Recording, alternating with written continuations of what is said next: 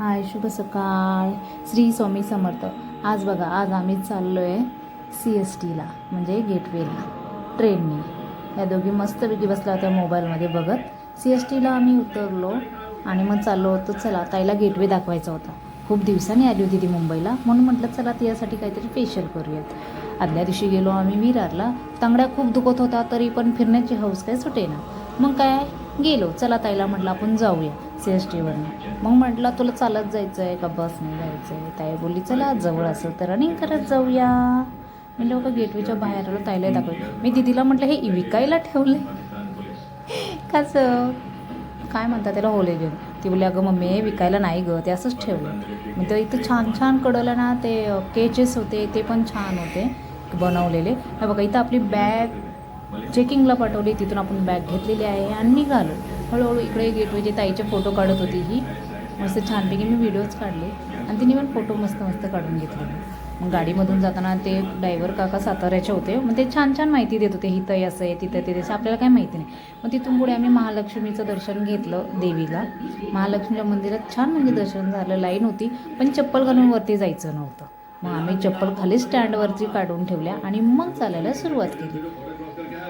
मंदिरात जास्त काही गर्दी नव्हती, पण मेंटेन तरी होतीच, कारण 31 डिसेंबर होता, त्याच्यामुळे गर्दीही असणारच. हे बघा मस्त छानपैकी महालक्ष्मीचं दर्शन घेतलं आणि मग तिथं ते चाललं होतं त्यांचं काय ना काहीतरी. दिदी फोटो काढत होती मस्तपैकी. बाहेर आलो, तिथे पण आम्ही फोटो बिटो काढले. दिदी ताई बोलली इथे फोटो काढून देतात का, मग आम्ही काढले फोटो. तरी पण बाहेर आल्याच्या नंतर इथं बऱ्याच काही गोष्टी होत्या अशा घेण्यासारख्या होत्या. मग हे घे ते घे, मी थोडाफार प्रसाद पण घेतला आणि बसलो. खूप भूक लागली होती, मग आम्ही ताव मारला छानपैकी मसाला डोसावरती. हे बघा मसाला डोसावरती ॲक्च्युली ताईला असं वाटत होतं की चटपटीत काहीतरी खावं. मसाला डोसा घेतला छानपैकी. आम्ही तिघींनी पण त्याच्यावरती मस्त ताव मारला. तेव्हा कुठेतरी पोटाला बरं वाटलं आणि मग म्हटलं चला बाहेर. हे बघा ताईला हे रांगोळ्यांचे छाप दिसल्यामुळे तिला खूप ते छान वाटलं. मग हे रांगोळ्यांचे छाप वगैरे बघितलं, विचारलं कितीला आहे. मग ते ताईला 2 आवडले, ते घेतलं आणि मग आम्ही निघालो. आणि यांनी काय केलं मला माहिती आहे का, जे काय घेईल ते माझ्या बॅगेत, जे काय घेईल माझ्या बॅगेत. कारण आम्ही असं खरेदीसाठी किंवा शॉपिंगसाठी गेलोच नव्हतो किंवा बॅग घेऊन जाईल. आणि मला खूप कंटाळा ते बॅग घ्यायची, तरी पण मी बघा अडकवले ना आपले, चालले पुढे बघून काय करणार. आणि त्या हजी अलीला गेलो मी फर्स्ट टाईम, पण पाणी खूप कमी होतं त्यामुळे. तरी त्या ताई बोलली पाणी खूप कमी आहे, एवढं खूप खडकाळ होतं. मग आम्ही काय गेलो मग ताईला घेऊन बाहेर तिकडे पाण्यामध्ये. बघा ताईला इथं उभं केले आणि मी पडणार होते, त्यामुळे ताईला खूप हसायला आलं पडलं. त्याच्यामुळे तरी पण वाचले थोडक्यामध्ये.